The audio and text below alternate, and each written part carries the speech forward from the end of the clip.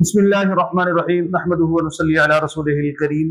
سوال ایک کمنٹ میں کسی ساتھی نے پوچھا تھا کہ بچی کا نام نصیبہ رکھنا کیسا ہے، نصیبہ رکھنا کیسا ہے، تو آج ہم اس کے اوپر بات کرتے ہیں کہ نصیبہ نام کے حروف کون کون سے ہیں، یہ سین سے ہے یا صاد سے ہے، اور کون سا نام رکھنا بہتر ہے، اس کے معنی کیا بنتے ہیں، سین سے ہو تو کیا معنی ہے، صاد سے ہو تو کیا معنی ہے، اور یہ نام رکھنا کیسا ہے۔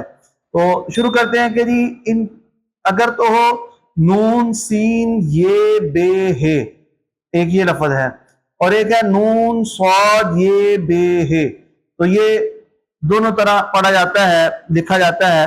تو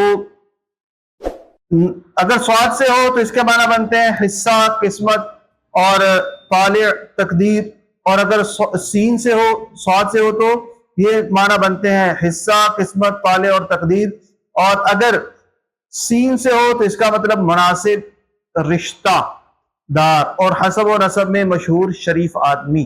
تو معنی کے اعتبار سے اگر دیکھا جائے تو دونوں طرح، صاد کے ساتھ بھی سین کے ساتھ بھی رکھنا درست ہے، دونوں طرح۔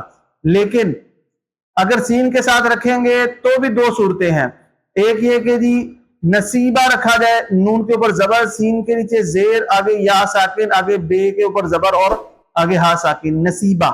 دوسری صورت یہ ہے کہ نون کے اوپر پیش اور سین کے اوپر زبر، یا ساکن، اور آگے با کے اوپر زبر اور ہا ساکن، نصیبہ، نصیبہ اور نصیبہ۔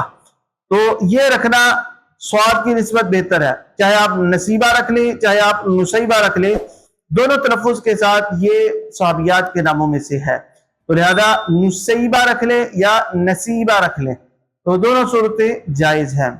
تو امید کرتے ہیں کہ جی آپ کو آج کی ویڈیو پسند آئی ہوگی۔ اگلی ویڈیو تک کے لیے ہمیں اجازت دیں، تب تک کے لیے السلام علیکم ورحمۃ اللہ وبرکاتہ۔